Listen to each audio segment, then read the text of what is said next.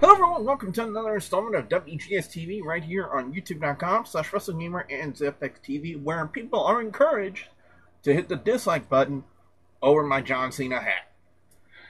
This is going to be the Impact Wrestling review for the week of September 24th, 2014.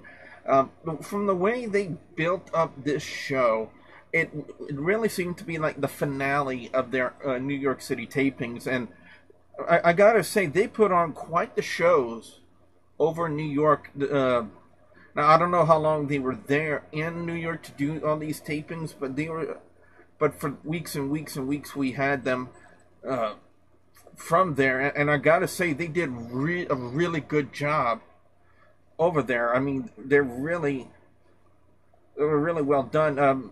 The way they wrapped up the NYC tapings, I'm assuming this is how they wrapped it up, because they're calling it like the finale of the summer and whatnot, is what they were calling the Gold Rush, the NYC Gold Rush. And, you know, they highlighted 5 wrestlers. They highlighted MVP, Abyss, Magnus, Robbie E,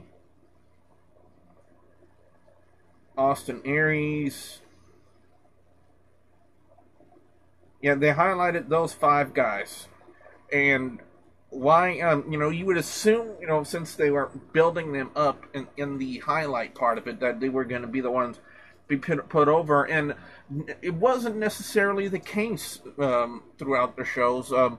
Let's get to the actual matches. The first matchup, it was MVP taking on Loki. Whenever I see Loki, this dude is just... It was a crime, the way that he was totally misused in WWE as Kaval. I mean, Loki loaded with talent. And the dude is just amazing in the ring. And WWE, because of Vince McMahon's obsession with big guys, he said, you know, let's just push him down, because he's not good. Well, you are wrong, Vince McMahon, to do that. So, but Loki put on what I called a phenomenal match. One of my favorite spots in the match was when Loki leaped up to the shoulders of MVP and kind of springboarded off of him and drop kicked him right in the back. That was almost like a Matrix-like move. That was unbelievable how he did that. But it was MVP with the drive-by kick on Loki to pick up the win and advance to the Gold Rush. Now, up next you had Robbie E and Tajiri. Yes, the Japanese buzzsaw, Tajiri. And let's just say this. I know I've said it a couple weeks ago, and I'm going to say it again. Tajiri has not lost a step. The guy's in phenomenal shape. He doesn't look like he's like I said, he hasn't lost a step, you know, except for the goatee, which I really would hope that he would grow back, because, you know, that's just traditional Tajiri. You know, we always saw him with that. But he hit the buzzsaw kick on Robbie E, picked up the win, and goes to the Gold Rush. Now, that goes to show you that even though Robbie E was kind of, you know, mentioned and highlighted for being in the Gold Rush, didn't necessarily mean that he was going to win it. Aries and Knux of the Menagerie. You know what? I don't think I've ever really given Knux enough credit for being a good talent in the ring. But he kind of showcased it a little bit last night in his matchup against Aries, and proved to me that not only is he a credible talent in the ring, but he's also an agile big man. I mean, this guy can do kip-ups, he can do... And he's about... I want to say about 6'5", 6'6", almost 300 pounds. And he can do cartwheels, he can do kip-ups, he can do all that kind of stuff. And I gotta say, it takes a very athletic guy for his size to do that kind of stuff. I will give it to him. And you know, there's a little doubt in my mind that they could actually pull off the Brainbuster spot because of the whole size differential between Aries and Knux, but they were able to pull it off, and I'll give them credit. I'll give him credit. I was really impressed with what I saw. But as you probably figured out, Aries got the win and advances to the Gold Rush. But like I said, I'm going to give them both credit, and especially Knux. You know, because I've never really given Knux a fair shake, in my opinion, ever since they debuted this gimmick of the menagerie, which really hasn't honestly gone anywhere. It really hasn't done anything. You know, it hasn't made really that much of an impact of sorts in TNA, but you know, it's just there. I love Rebel, that's all I'm going to say.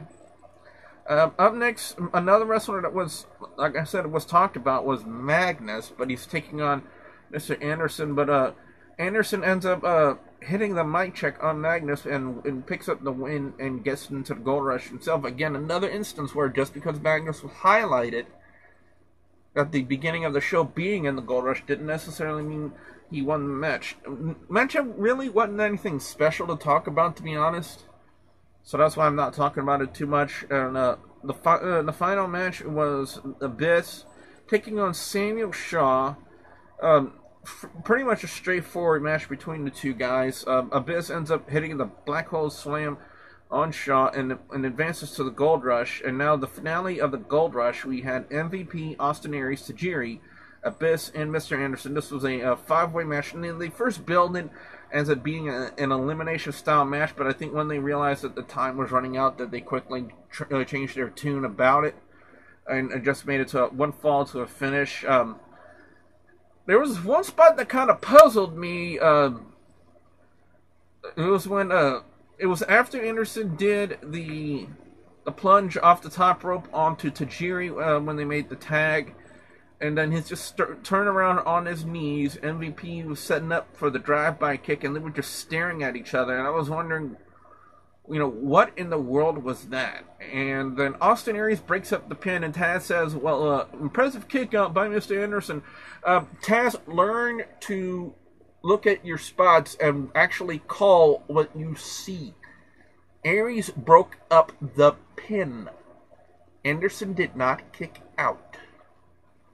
So, again, that's just me, again, me being the commentator that I am. I'm being overly critical on there, but, you know, I just want commentary to be good again, because if commentary is lacking, in my opinion, it takes away from the show.